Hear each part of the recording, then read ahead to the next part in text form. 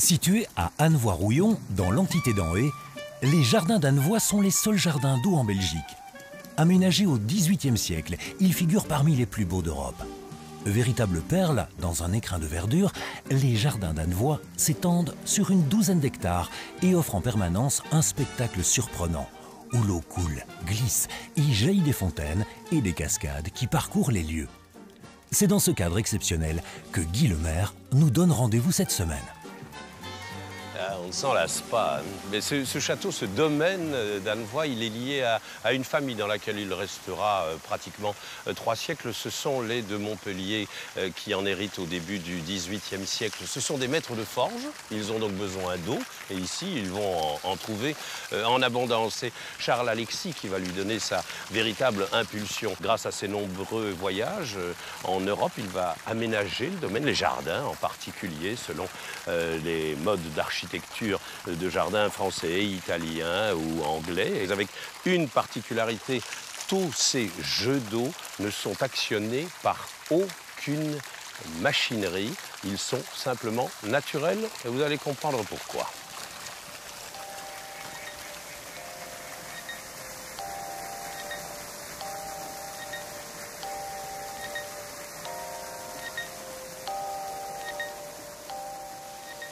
Ah, voilà l'homme qui va tout nous dire.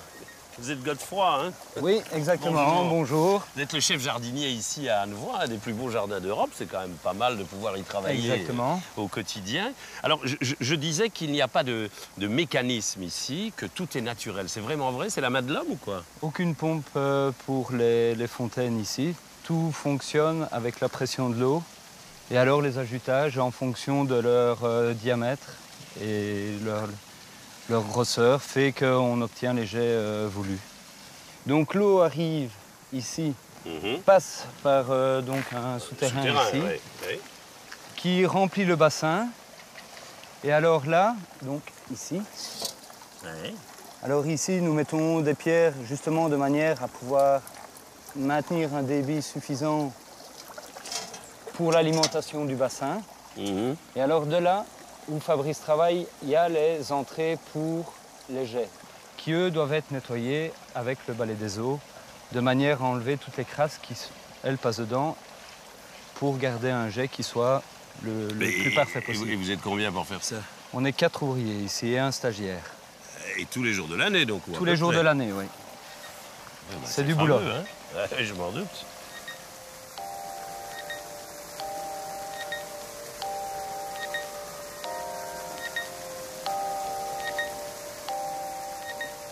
Monsieur Loumet, merci de m'accueillir chez vous. Bonjour, bien volontiers. Domaine, château et jardin d'Annevoie. Alors, je vais faire court. Vous êtes propriétaire via une fondation depuis 2 ans et demi du château des jardins d'Annevoie. Vous êtes médecin, gynécologue. Vous avez fait une bonne partie de votre carrière en Suisse. Et vous êtes aussi entrepreneur qui a créé une société qui est cotée à la Bourse de New York. C'est à peu près correct jusque-là? Tout à fait correct.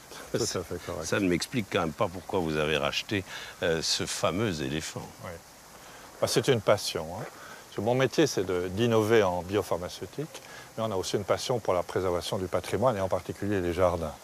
Et lorsque nous habitions ici tout près, lorsqu'on a eu l'occasion de reprendre ce domaine, c'était unique, parce que ce jardin est évidemment unique. Alors, le but principal de la reprise, c'est d'abord éviter la dégradation lente qu'avait ce domaine, qui risquait un jour peut-être de disparaître. Carrément. Carrément. La première chose, c'est la rénovation du château. Les toitures sont entièrement à reprendre. Les façades ont été dérochées et abîmées, elles sont en train d'être reconstruites. Les menuiseries et les ferronneries seront aussi restaurées. Ce qui me passionne dans ce jardin, outre sa structure qui est un peu atypique, très originale et unique probablement en Europe, c'est le fait que c'est un jardin d'entrepreneurs. C'est-à-dire? C'est-à-dire que... Ah, on y travaillait. Oui, non, Charles Alexis de Montpellier a fait sa fortune avec des forges. Oui, c'était un maître de forge. C'était un maître de forge, c'était un entrepreneur. Et il a utilisé le site, l'eau, ses connaissances de la gestion de l'eau qui était utilisée pour les forges. Et pourquoi les forges ici? Parce qu'il y avait du bois pour chauffer, il y avait du minerai et la force de l'eau. Et donc on a le résultat ici d'une création résultant en fait d'une entreprise qui est une entreprise traditionnelle en Wallonie, qui est la sidérurgie. Bien sûr. Bon, cette entreprise va va décliner au XIXe siècle lorsque John Cockerill amènera les hauts fourneaux à Liège et on va changer d'échelle. Si vous deviez choisir un coup de cœur dans ce jardin, La grotte de Neptune. c'est par là?